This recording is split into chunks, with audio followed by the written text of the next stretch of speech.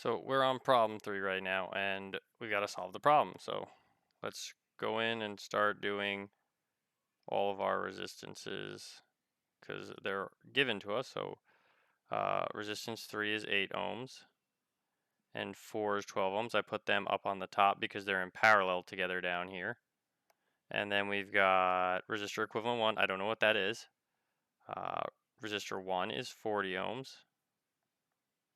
And resistor 2 is 10 ohms. So this is all given information. I also know my total current, which is right up here. That is 0.025. And anything that runs in series with that is also going to be 0.025. So these two are 0.025s as well. Now, what we got to do to solve this problem is to first change this into resistor equivalent 1. And that will make a circuit that goes around and has resistor 1 and then resistor 2 and then resistor equivalent 1, and it'll be a series circuit. So it'll be kind of like that. And so I'm going to go by saying resistor equivalent 1, which will basically, create a circuit like this, where we got our battery, V question mark, and then R1, R2, and R equivalent 1. Okay, so resistor equivalent 1 is equal to 1 divided by 1 over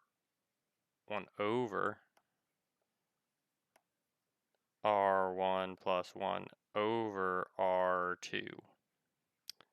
So that's going to be 1 divided by 1 over 8 plus 1 over 12 ohms. And if I put that in the calculator, let's clear this out. 1 divided by 8 plus 1 divided by 12.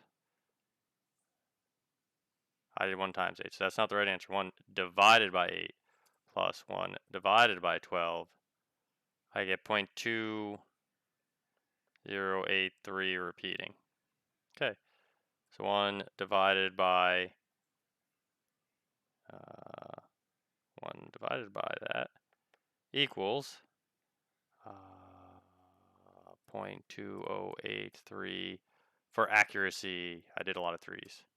Repeating, and that gives me 4.8. Now, if you did like something like by 0.2, it would round to 5, and I'd look at that and factor answers off of that. But that's what I'm going with. And this is ohms. So I'm going to write that right in there. 4.8 ohms. Now I can find resistance total. Resistance total equals R1 plus R2 plus R equivalent 1, which is equivalent to saying 40 plus 10 plus 4.8 equals 54.8 ohms.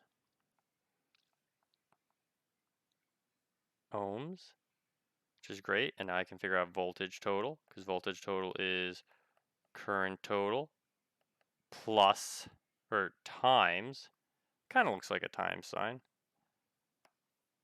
times resistance total, which is going to equal voltage total equals 0.025 times R total is 54.8 ohms.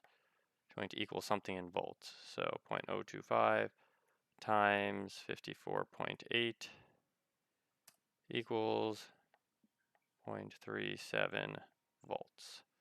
So 1.37 volts. Great. Now I know since it's in a series circuit, as you can see right here, resistance equivalent one's going to have the same current as the other ones, because in series, the current does not change. Okay.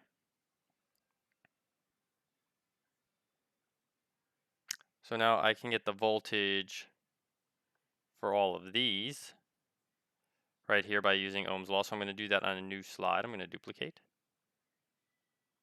and duplicate. Okay, I'm going over here. I'm going to do some erasing. And this will pretty much take me through at this slide. So I got this one done in 2 slides. I think. We'll see.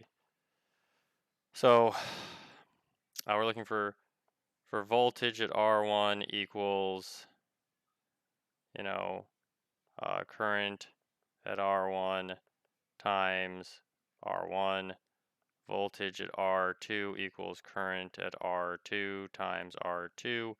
And voltage at REQ1, voltage equivalent 1, is current at REQ1 times REQ1. Okay. And I'm just going to fill these in case you're using this for notes purposes. This is going to equal 0.025 amps times 40 ohms, 0.025 amps times 10 ohms, and 0.025 amps times 4.8 ohms, which is going to give us outstanding answers of 0.025 times 40, which is 1 volt, 1 volt, and 0.025 times R2, which was 10, gives us 0.25 volts, 0.25 volts, and then 0.025 times 4.8 is 0.12 volts. 0.12 volts. Now, I know that my voltages here in a parallel set of branches is going to be the same as the total voltage that's going into those parallel branches. So these 3 are all going to be the same. 0.12 volts, 0.12 volts. Okay. Oh, and I'm not on the right slide. I did it again. So all that stuff I talked about, here's all the calculations for it. Because I'm not re-recording this. So, as I said, voltage at R1 is current times R1 equals 0.025 times 40 equals 1 volt, which we have there.